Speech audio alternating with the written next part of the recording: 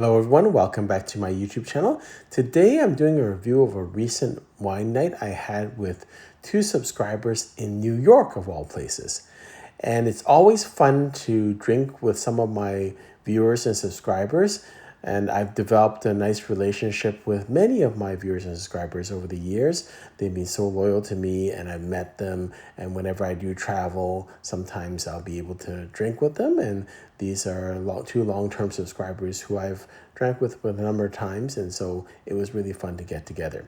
This also kind of shows that you don't need a huge amount of wines. You just need some good quality stuff and some interesting stuff. So we each brought some bottles and this is our lineup. It was really interesting and all the bottles were showing magnificently. So that was really a great part of it, that we didn't have any bad bottles and it was really a really nice night. Here is a quick video of the lineup. And one of the things I love about drinking with some viewers and subscribers is that you get introduced to things that you would not normally drink. The wine world is so big. It's impossible to know every wine out there and to be fans of every wine. And there's certain things that I'm really big on. And so those are my favorites, but other people have other favorites and it's really interesting. So this is a wine that one of my subscribers brought. This is the Catena Zapata 2021 Adrianna Vineyard White Bones Chardonnay. And this is very interesting to me. Catena Zapata, I love the winery, but I would think from Argentina, it would be, that wouldn't think of Chardonnay from Argentina. So it's a really interesting wine for me to drink. And I think my subscriber did want me to drink this because it was unique and didn't taste like every other Chardonnay out there. What I found that it was the nose intensity. It was very interesting. My notes were, it was very tropical and citrusy on the aroma. It almost had an oyster type aroma and taste to it with some flintiness and some herbs and some grassiness. It was really unique because it wasn't that heavy on the oak and I really enjoyed the experience. My rating was 93 points. My other subscriber brought a 1971 La Conseillante. And this also shows you that you should not judge a book by the cover. 1971 many people would consider it a off vintage. It's not one of the great vintages of the 1970s, but you never know. And we took a chance on this wine. We opened it and it was really a great experience. So it was drinking really well. It's also important when you are serving such nice wines that you have people that are very knowledgeable of the wine serving. So we were at the Union Square Cafe. So shout out to the sommelier there who helped us out and got the cork out of this bottle very nicely. It was really interesting. It was provenance was great. The color came out and it looked very nice. You can almost tell once you smell it and you taste it that it's fine, and it was a great bottle. It lasted quite a long time. We did not decant.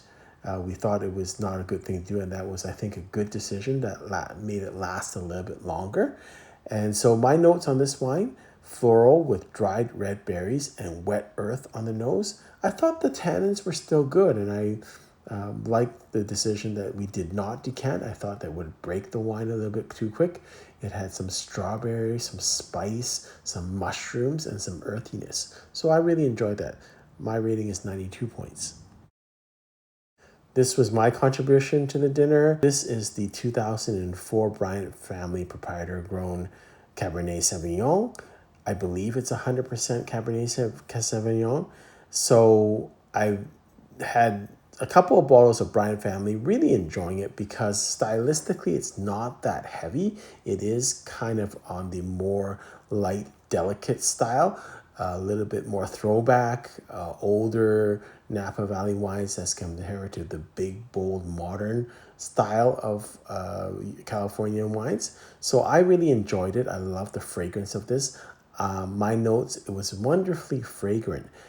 Had some Bing cherries, some baking spices, blackberries, lavender, and espresso. My rating was 93 points. And the last wine we had was the 2020 Roger Sabon Le Secret de Sabon Chateauneuf de Pape. And this also shows you in terms of stylistically, there's certain wines that some people like and some people are not. That's not their wheelhouse. For me, Chateauneuf de Pape is not my wheelhouse, although my other two subscribers love this wine. So it's not about whether it's a good wine or not, it's stylistically. And I recognize that this is a spectacular wine, but it's just not my taste profile.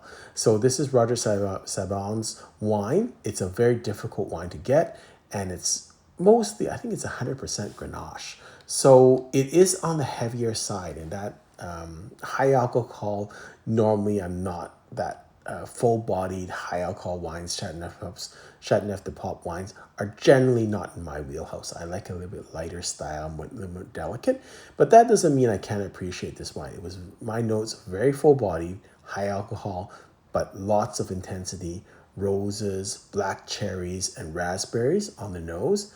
I got some dark fruit, like fruit cake, and some licorice and white pepper on the aftertaste. These are all good flavors, but just personally, white pepper and licorice are not things that I personally like that much. So nothing to do with the wine, has to do more with my personal preference. I think this wine could age easily for another 15 years, and probably I'd like it a little bit better in 15 years time because, again, I like softer wines. My rating was 91 points.